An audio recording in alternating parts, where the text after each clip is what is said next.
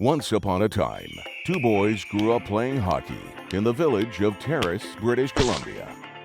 One of them went on to play in the National Hockey League. The other became a comedian.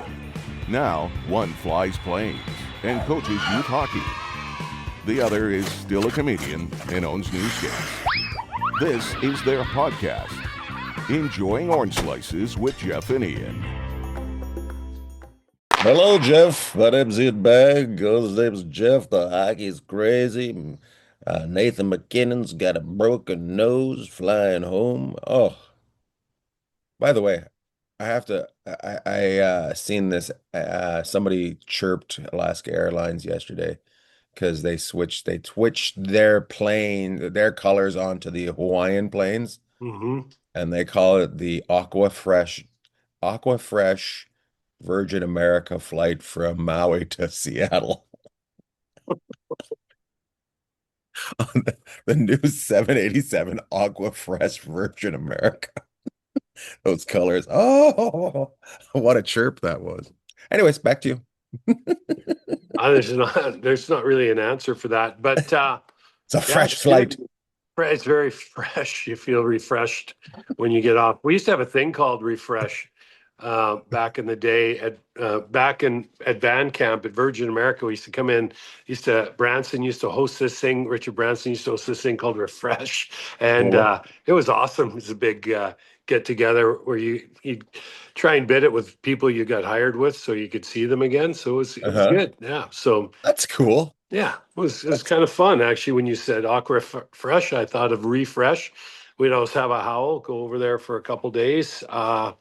Where was it? Game over by the airport, which is usually, sometimes here it's a little rainy, but for the most part, it's a beautiful area of the Bay. So yeah. Oh, in San Francisco, the Bay Area. My goodness. Oh my goodness. Anyways. Yeah. So I'm wondering. We should probably ask Emmy how his Ferrari is this week. How the dealings went. We gotta get later. Hey, Emmy, tell us all about. Bad news, no Ferrari. Fiero? Did you get a Fiero? No. They told me I could only get a Ferrari if I put the kid's car seat on top of the roof, but I was like, that's probably not a go-go. Those Ferraris didn't come with roof racks, eh? No, not at all. I was just going to strap, but it didn't work out. So I just ended up getting a Beetle. I tell you how it works. It's you didn't get a Beetle, did you? No, I got an Atlas. Oh, God.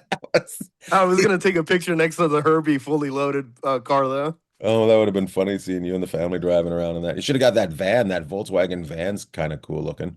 Yeah, except I found out that this is the last. They only released it for 1 year. It didn't do well, so they're going to pull it. Oh, the van? Really? Yeah, they're pulling it, apparently. Oh, man, I thought that thing would take right off. I wonder what the problem is. It looked decked out when I first saw it, but yeah, now it's being pulled. Bummer. It's kind of a cool looking thing. I thought something like that might catch on, but evidently not. Add car show to this as well. Yeah. I wonder why. Like, I mean, when you see them, they're kind of fun, right? They stick out. They're very fun looking. The guy at the dealer just told me that it was just not doing well at all, so they just decided not to move forward. Really? I wonder if it had anything to do with them saying our diesel has zero emissions, and it was completely just a diesel from 1950, 100% emissions. Remember when they did that a couple years ago? Yeah. Well, this was electric, though, wasn't it? Is it electric? Yeah, it's electric. Yeah, it's electric. How can that not be doing well right now at $6 a gallon? Emmy, we're going to need you to go back down to the dealership and ask more questions. Emmy, get off the line. Go ask some questions. Well, now I have to. Now you have to. Mm-hmm. Is your Atlas electric? No, it's not. Hybrid? Nope. It's good old gas guzzler. I like to keep the classics. It's terrible. Anything to help out the pocketbook? Nope. No, not a chance. So I'm a little surprised. It's unfortunate because I thought Volkswagen, they came out with this big sales ad pushing that van, but maybe people are like, that's too much like a minivan, and we're only going to get those when we are in Hawaii with our family. So we're not buying one. We're just renting them when we need them. So Maybe. yeah, huh. All right. Maybe scared people too. Maybe scared people too. Hey, remember the last time we tried to take off the world and we made this van? Well, we're back.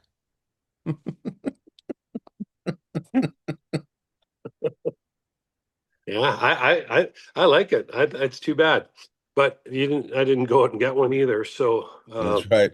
they're going to be a collector's item now because they only made so many of them. When I was visiting Dad in the hospital a couple weeks ago, I go, gas is really expensive. And he's sitting near the window and he looked out the window. He goes, parking lot seems full. Yeah. Not Well, affecting anybody. mm, Yeah. I love it. all right. All right, let's talk hockey. Yeah, a little bit of we just kind of a warm up, a little slower start. What do you want to talk about? Anything Well, exciting? let's talk about the Vancouver Canucks. Okay. They seem to be doing well this playoffs. Yeah. It's well, They're I staying in mean, the news. They're staying in the news. isn't that the story? There's no such thing as bad press. Isn't that what they say? Mhm. So, I mean, I guess if you can stay in the news when your league is down to 8 teams, there's 32 of them. Is that a bad thing? I don't know. I guess, but it seems like it might be because one time when they're in the press, it was because they had so many season ticket holders call in about somebody that they're thinking about hiring as general managers saying we'll cancel our season tickets. They had to reverse their way. Really? Yeah, that Pierre Dorian. Apparently, Oh, really? apparently that's what went off the rails there was people were calling in. I will cancel my tickets. Hmm. That's interesting. I know uh I don't remember exactly what happened in Ottawa, but there was a little bit of a kerfuffle on the way out the door, right? So I was a little surprised to see that name pop up. But where do you go, right? If you're Vancouver, and I guess we're gonna have to wait to find out. I was surprised Kevin Adams didn't go further because he's good at dealing with a crazy owner. So I'm surprised they didn't want to go with him a little bit further because he knew how to create a team and then get fired. Just when Buffalo started to win, they let him go. But that roster um, in Buffalo is loaded. Having a little trouble with the Habs right now. Montreal, everybody's fired up in Montreal, and I don't know something about this Montreal team. Um, their stars are having trouble scoring even strength, but they're still winning. Their goaltending's been great. Um, I think they learned a lot about what they are coming out of the Tampa series or what they can be.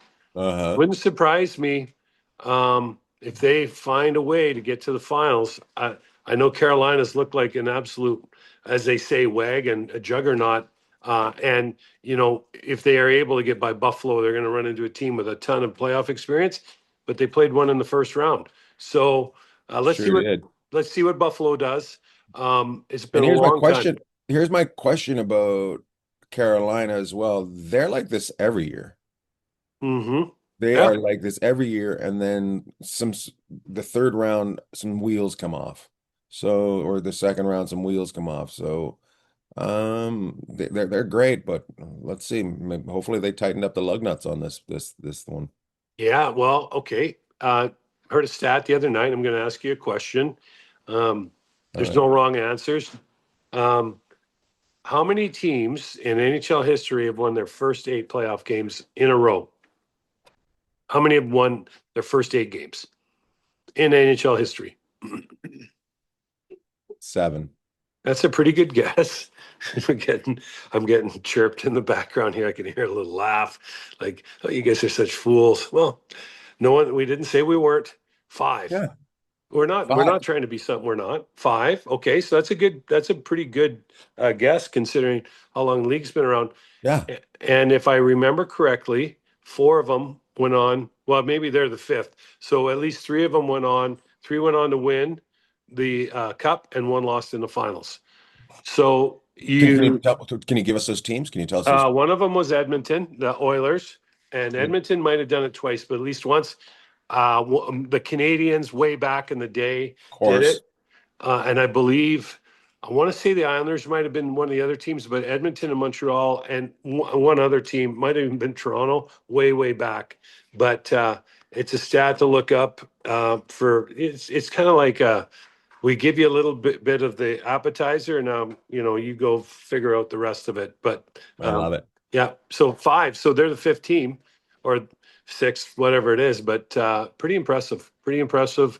And yeah, you could say, well, they caught some teams like Ottawa. If you asked anybody, you would have thought that Ottawa would have been able to push it over the hump and get a game or two from them.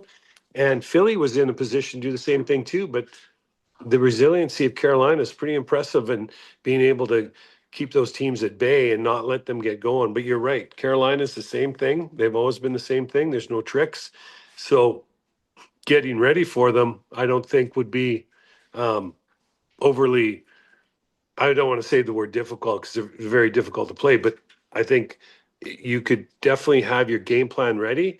But when you hit the ice with these guys, that's another story, right? And they just are flood you all over the ice.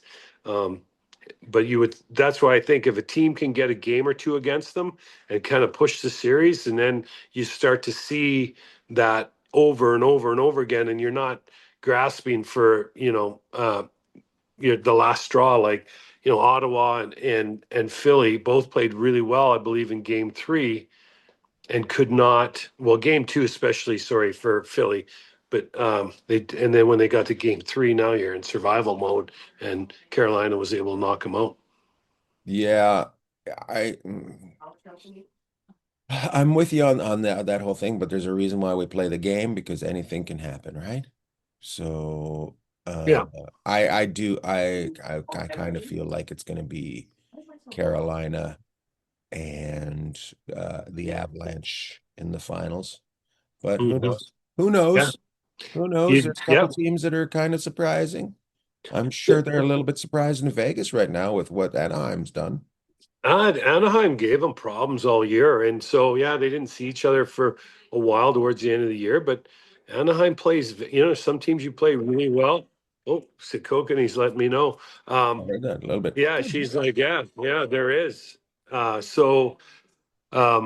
think, you know what, there's some teams you like to play, some teams you maybe match up against, and Anaheim could be one of those teams for Vegas. And you know what, they played really well. They've done some heavy lifting, and we'll see how it goes. Vegas, I think, is better than they were early on against, say, Utah, and even in some cases in this series. But they are definitely got their hands full with Anaheim, and you're starting to see these teams, like, even though Buffalo hasn't looked fantastic the last few games against Montreal. Montreal's one of these young teams. Those are 2 young teams. You see in Anaheim kind of all of a sudden show up at the party and go, hey, we want a couple beers too, right? So it's good for the league. And we got the security dog letting everybody know what she thinks. So Walking around letting people know. yeah, she's like, don't talk about Vegas like that. I'm not talking about Vegas like that. I just say they got their hands full. They got their Yep. hands full. And Yep. tonight is game 5. And we'll see whoever wins game 5, is that who you're going to kind of lean towards? Well, you know what? Yeah, I mean, normally you would, right? Because you got 2 kicks at the cat after that, or the can. Sorry, not the cat. We don't kick our cat. No, we kick our cat. We pet our can and we kick our cat. But yeah, I mean, I think game 5, the percentages definitely go in favor of of the team that wins it. So I thought Tampa Bay, when in the Montreal series, I thought Tampa Bay didn't, to me, I thought didn't matter. Somehow I thought they'd get to a game 7. Montreal was able to beat them. And Montreal won every other, game, odd numbered game in that series. So Montreal won 5, they win. Vegas wins 5 against Utah. They end up winning the series. Colorado and Carolina didn't even get there. They just swept their first round opponents. So we'll see. Yep. But tip your hat to Anaheim. I'm telling you what, it's an exciting young team to watch. And if they can keep the band together in some form, and no one's writing them off right now, that's for sure. They are going to be a force out west for a while. Good for them. Yep. Good for Yeah, it is them. good for them. I mean, Yeah. we had Aaron Teets on. I don't know people that have followed the show, friends of the show. We had Aaron Teets on, president of the Anaheim Ducks. Was that a couple years ago?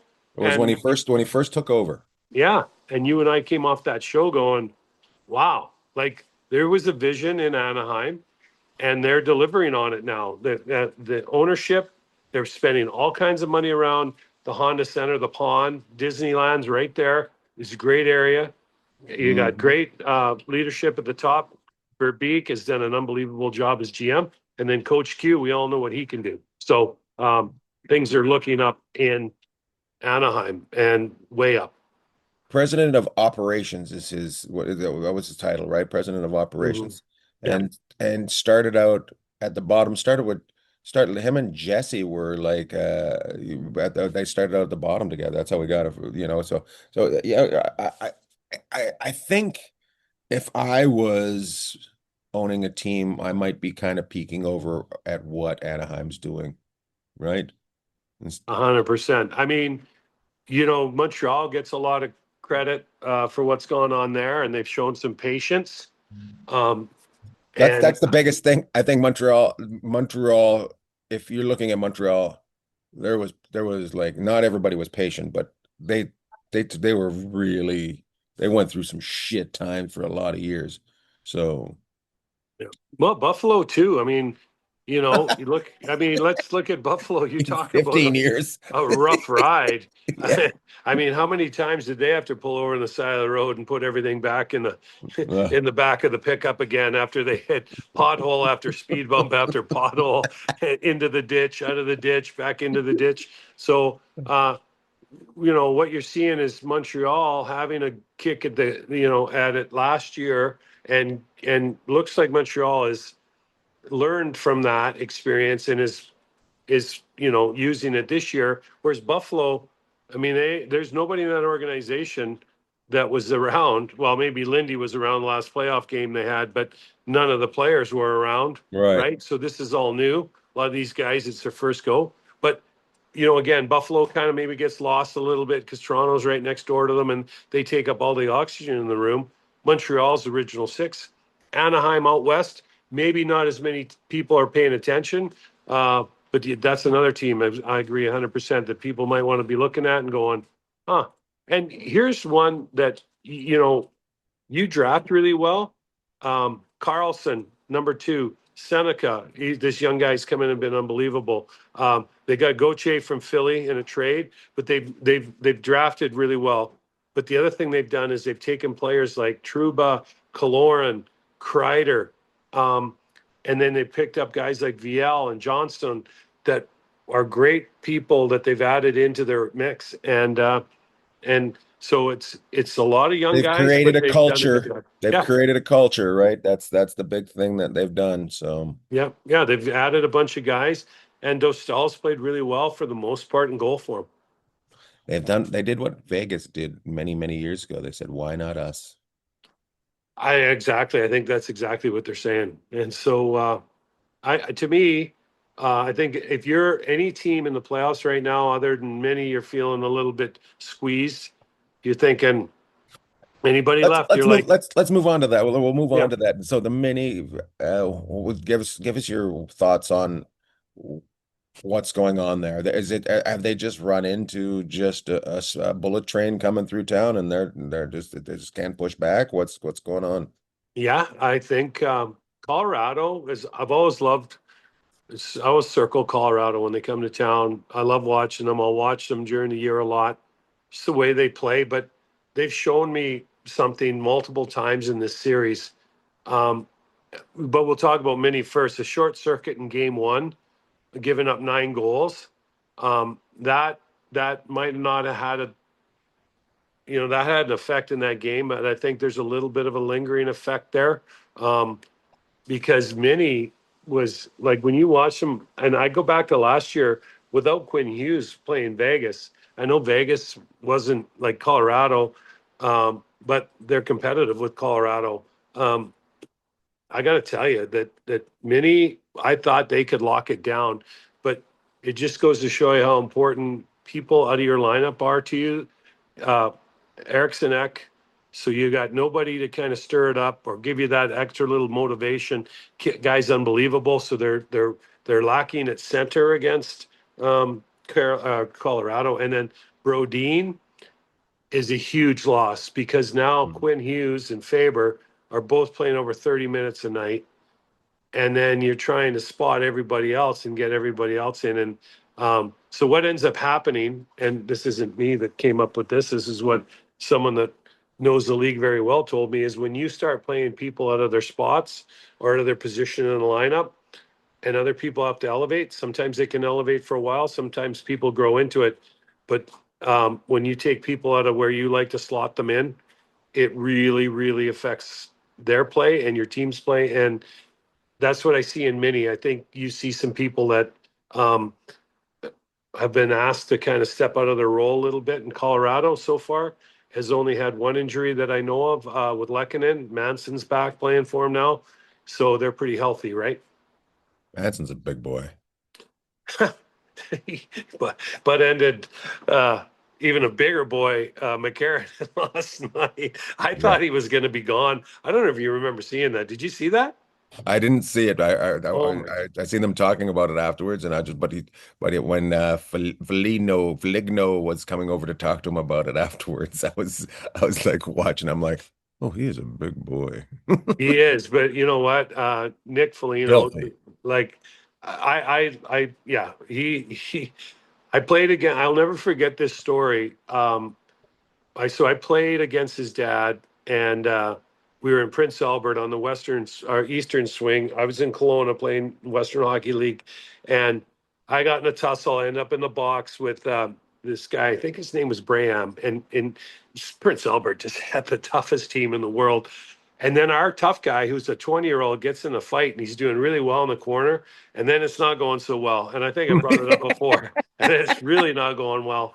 Jeff Fenton, who could have walked right off the cover of GQ magazine, one of the greatest people I met when I was coming into the game. And we were in the box, and I'm like, hey, good job, Fence. And the place is going just bananas. And this guy leans over. He goes, hey, Fenton, how's it feel to get your ass kicked by a 16-year-old? I'm like, what? That was Dave Manson, No way. Josh's dad, that was beaten or like giving it to tough guys in the Western League at 16. So Josh comes from a long line of of the eyeballs rolling back in the head. So last night, just having that out there, and everybody, like, those guys all know, like McCarron, the Foligno boys, they're just as tough as they come. Middleton, but everybody knows with Josh Manson that you might get him, but he might get you too. So yeah, he goes a little cuckoo, and of course he gives Colorado, along with Landeskog, that little bit of extra vinegar, right? Yeah, you need to learn, and also that's why they brought an awesome Cadre back too. Get a little more edge. Did the dad take a stick to the throat or something? What happened? Punch. He got in a fight with, I think it was Sergio Momesso, and he ended up punching him in the throat, and that's why Dave was it affected his voice box. He sat behind us a couple years ago in Winnipeg when Winnipeg took out when Avalanche took out Winnipeg in a mighty way, and I just remember him yelling. I'm like, huh, who's that? And then I'm like, oh, that's who it is. So Yeah, and he was in Edmonton coaching for a long time, and I don't know what he's doing now, but um, you know, Jesse talking about the Bryson family and how they are so in tune and embedded in hockey in SoCal, with Dana with the Kings and Jesse with the Ducks. Talked about how Josh was the nicest guy. She just loved Josh when he was in Anaheim. And you know what? you got to give Anaheim credit, because if you look at the D that they've lost over the years, hey, Fowler played there a long time, but he's not there anymore. Theodore, Manson, Lindholm, I can't think of his name. Number 62 is with Montour. These guys were all there. Yeah, all got, and I'm missing somebody else in that mix. But those guys are all there. So They've had some Montour, good guys. yeah, all Montour in the league. Lindholm, okay, Montour in Seattle now. Lindholm in Boston. Josh Manson in Colorado, and Shea Theodore in Vegas. Fowler still going in St. Louis. That's pretty impressive. Like they're the Montreal Expos of hockey, just spreading people around the league. yeah, Doing well. there's one other one. Sammy Vatanen went out to New Jersey, I think it was. But I'm sure I'm missing. There's one other one I think I'm missing in all of this. And I'm not saying they didn't get pieces back for it, but Manson's won a Stanley Cup. Theodore's won a Stanley Cup. Montour's won 2 Stanley Cups. Like, you know what it said? You know what I it mean? says, Like, though? these guys have gone on and been big parts of the organizations, and Anaheim's back. So that shows you what a job that Pat Verbeek's doing. You know what that means? You know what that says they've probably traded one piece for 2 pieces, and you know that you have to put the right pieces together, and that's what Verbeek's done is he's put a lot of those pieces together. But you have to look at those other teams that those guys went to. For the most part, they're like, this is the piece we need. This is the finishing piece we need. So Well, okay. So when we'll get That's- back to the Colorado series here in a sec, but I just want to say this: Trouba, I gotta Jacob wrap it up quick Trouba's. too. Yeah, okay, we'll wrap too because you got to go. Trouba's playing around 25, 26 minutes a night for a playoff team in the second round going to the 5th game. He couldn't play for the Rangers anymore. Like, I mean, it's just ironic how this guy is just the glue. If he ain't the glue in Anaheim, he's a big part. He's a big part of it. You know what I mean? So I just think, I noticed that too. It's just like you're like, okay, these pieces that some of these teams throw away, you're like, maybe it's time to throw the Rangers away. No. how would you like to play in Madison Square? That's the greatest place. That'd be great. All right. Okay. Going to So work there every day. so Colorado, you know what? They're playing Hughes a ton. They're paying Faber a ton. I think he played 34 last night. Yeah, it's tough. And if you get a body on him, 5, 10 times in a game, that's lots. You can tell he's trying to will him to victory. I mean, everything that is good that's happening on the ice seems to be coming off his stick for the Wild. But I'll tell you, that's the second time. Last night was another time. The first game where it went 6-6 into the third and Colorado pulled away showed me something about them. And then last night in a really tough environment with a team that was kind of really pushing back on them, they played a heck of a road game and now they're up 3-1. And, not that many can't come back and get a road win, but it's going to be really, really tough. Also, their goaltending 1A, 1B. They're going with that. They're going with that system, and it's pretty. Yeah. I don't know. I just I think from top to bottom, they're scary. Avalanche, like top to bottom.